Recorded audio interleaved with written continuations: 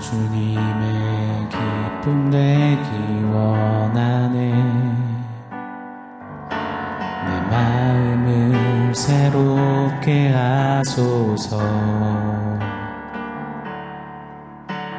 새 부대가 되게 하여 주사. 주의 길로 행하게 하소서. 내가 원하는 한 가지 주님의 기쁨이 되는 것. 원하는 한 가지 주님의 기쁨이 되는 것. 내가 원하는 한 가지 주님의 기쁨이 되는 것.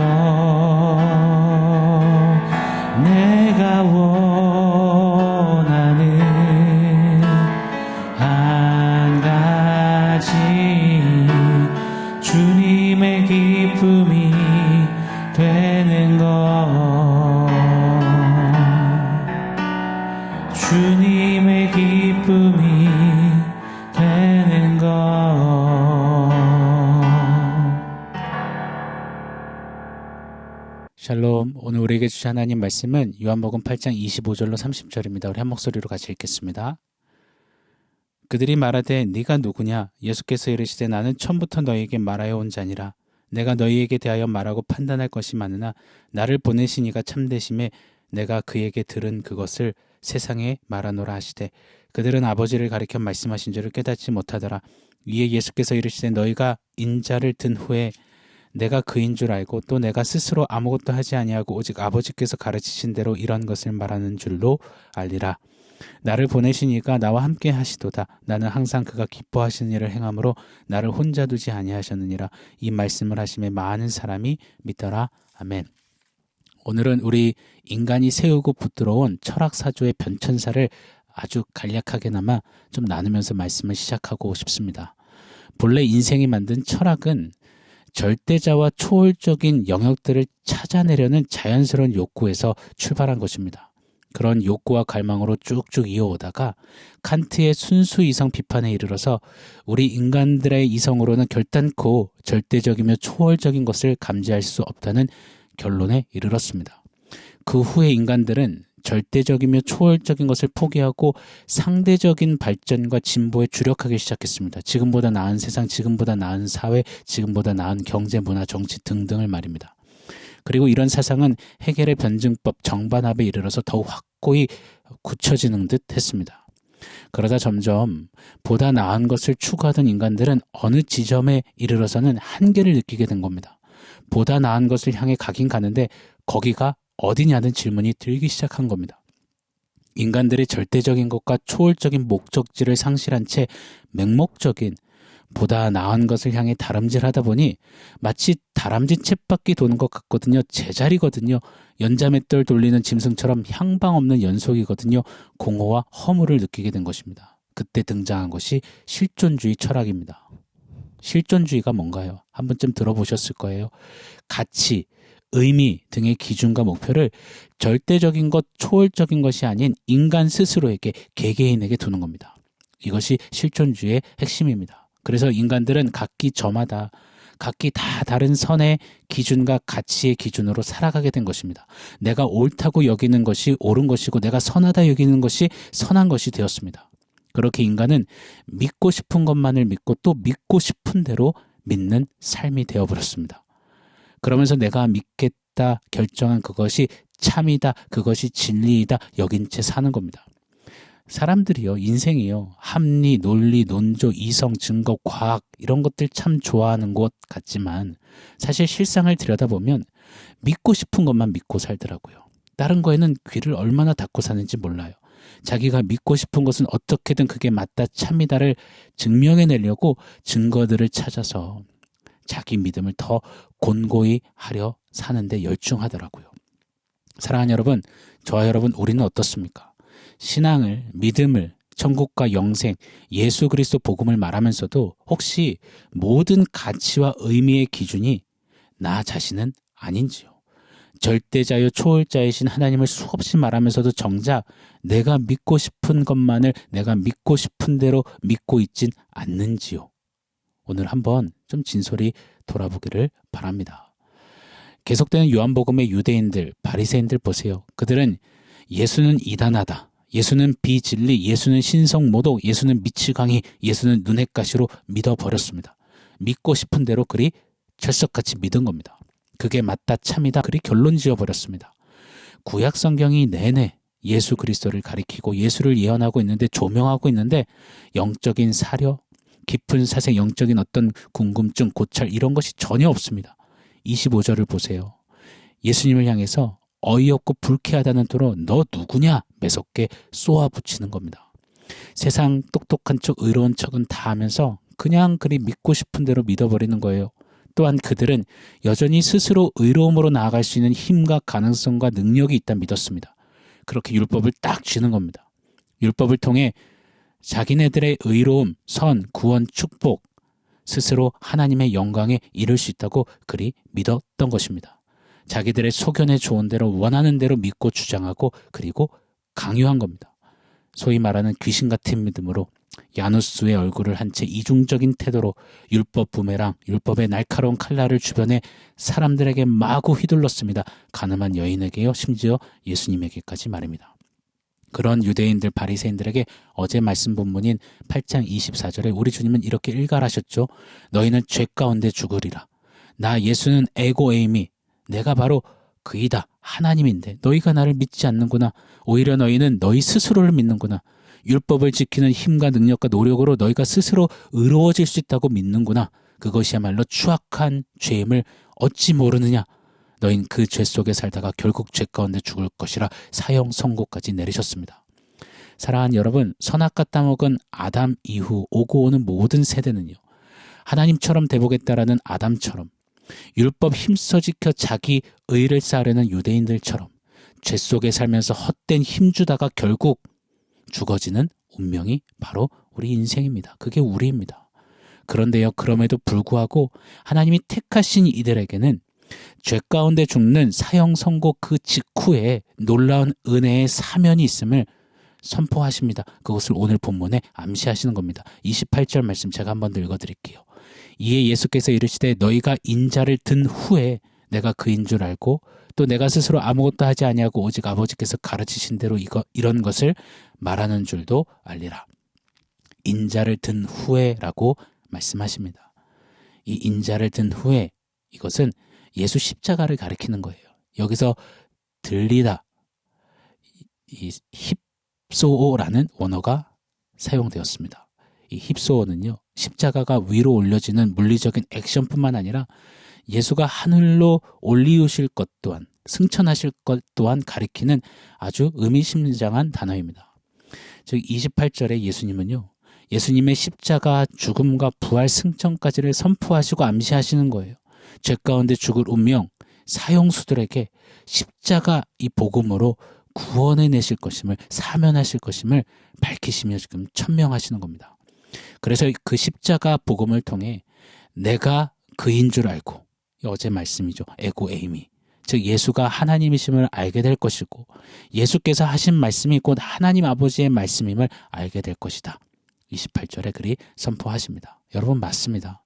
우리 죽은 운명, 사형수 인생에게는 힙소오, 예수 십자가, 부활의 복음뿐입니다. 십자가 통과하지 않고는 예수가 하나님이심을, 또 이 하나님의 말씀이 바로 곧 예수님이심을 결단코 믿을 수 없는 것입니다.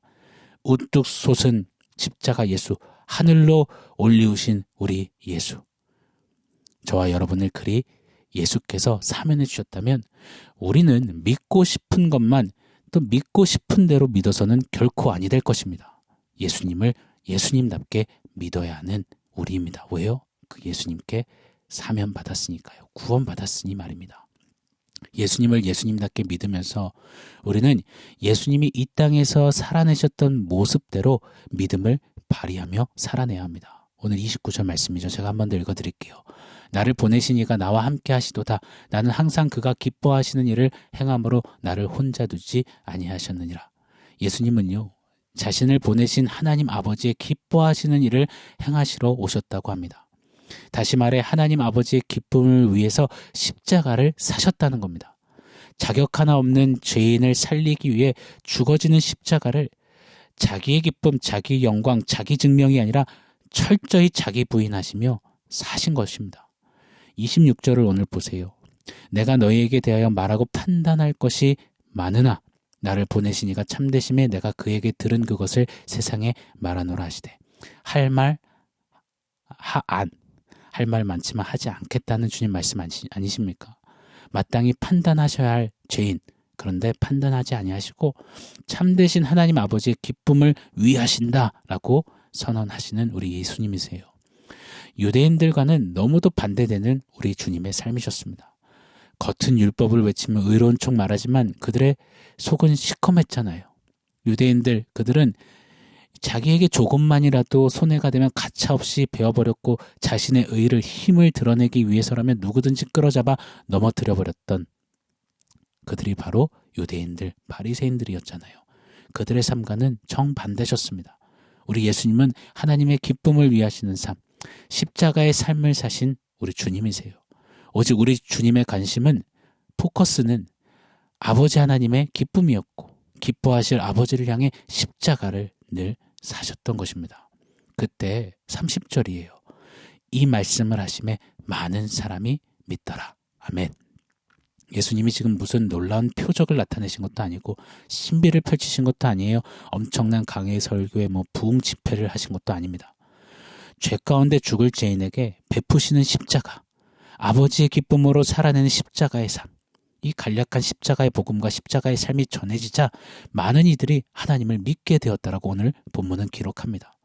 믿고 싶은 대로, 믿고 싶은 것만 믿던 이들 가운데서 놀라운 영혼의 지각 변동이 일어난 겁니다. 그들의 영혼의 축이 업사이드 다운, 송두리째 변하는 역사가 일어나게 됐습니다. 사랑하는 여러분, 믿고 싶은 것만 믿고 믿고 싶은 대로 믿는 이 세상이고 이 세대입니다. 그 결국은 죄 가운데 죽는 거예요. 그때 십자가 은혜로 사면을 받은 십자가 예수의 사람들은 진짜 믿음을 살아내야 하는 겁니다. 어떻게 해요? 예수님처럼요. 오직 하나님의 기쁨을 바라고 향하여서 십자가의 삶을 사는 겁니다. 그때 우리의 믿음은 믿고 싶은 대로 믿고 자기 자신을 믿는 세대로 하여금 하나님을 믿게 하는 축복이 될 것입니다. 좀 그런 축복의 삶을 사는 저와 여러분이기를 간절히 소원합니다. 자, 오늘 말씀 종합해서 원포인트 세워보겠습니다. 오늘 원포인트는 십자가의 삶입니다.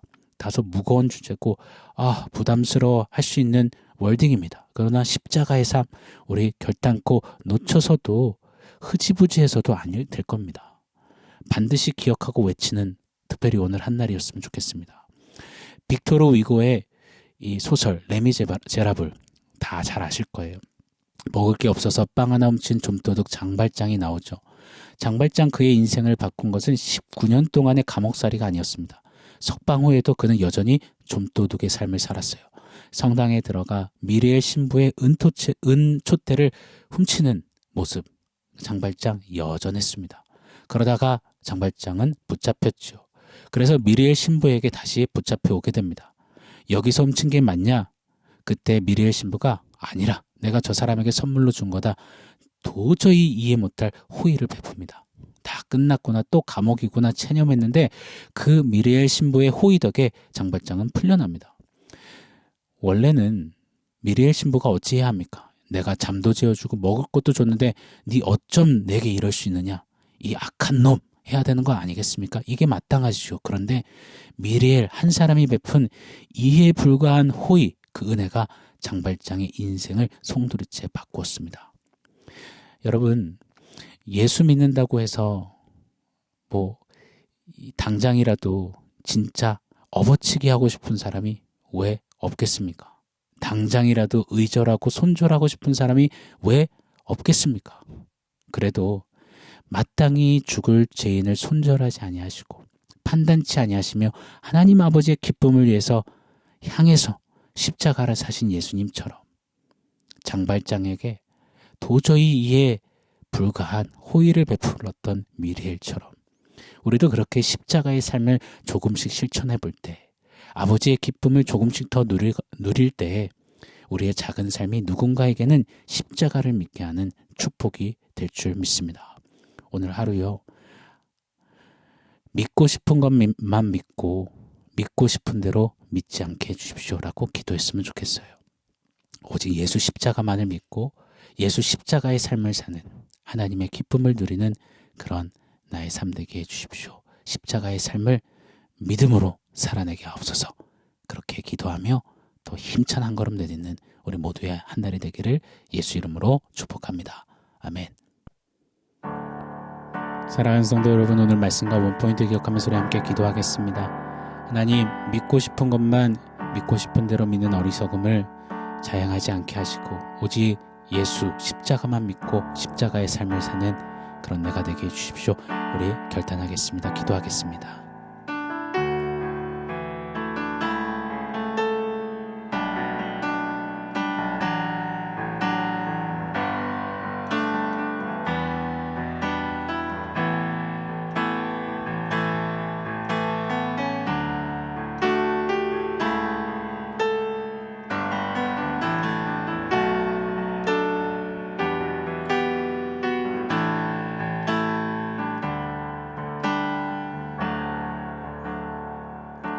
하나님, 죄 가운데 죽을 수밖에 없던 우리를 오직 하나님의 기쁨을 위하여서 십자가를 사시며 십자가로 살리신 예수 그리스도, 오직 그 예수만 믿고 예수님처럼 십자가의 삶을 사는 우리이기를 원합니다.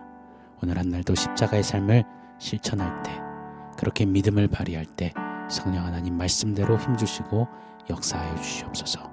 예수님의 이름으로 기도합니다. 아멘.